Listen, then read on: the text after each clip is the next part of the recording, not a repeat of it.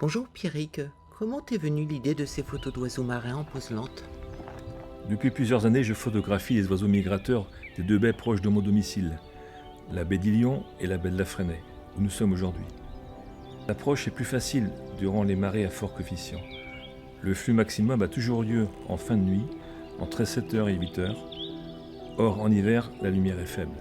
Pour obtenir des photos de qualité, je ne peux pousser la sensibilité, donc je baisse la vitesse de prise de vue. Je monte le matériel et j'attends 1 heure, 2 heures que la marée repousse ces oiseaux vers moi.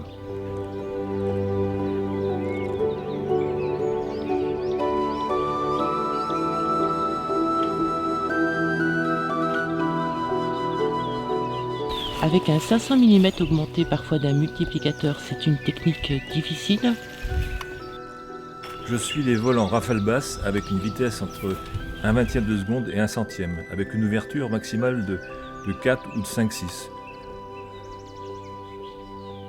Parfois, pour des gros vols, je ferme plus pour augmenter la profondeur de champ afin d'avoir tous les oiseaux.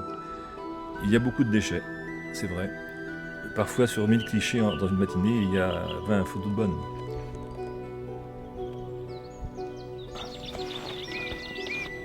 Là, il y a un vol. Il y a un vol là. Je vais le balayer.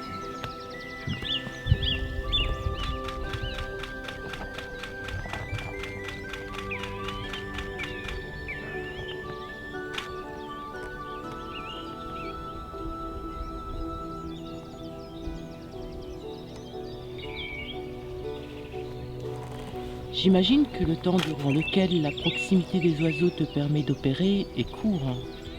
Oui, ça dure une demi-heure, parfois un peu plus, car si la mer monte vite, elle se retire à la même vitesse. Il faut savoir que le marnage à Saint-Brieuc est le 5e le plus important au monde. Et le marnage, c'est quoi?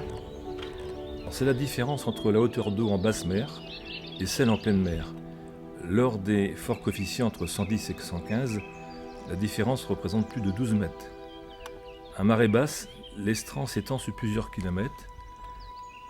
À marée descendante, les oiseaux se dispersent vite dans la baie. Il ne reste plus aux photographes qu'à se retirer. C'est lorsqu'ils sont pressés sur des petits bancs de sable proches du rivage et qu'ils se sentent vulnérables qu'il faut opérer. Car ils s'agitent constamment, ce sont des successions d'envols.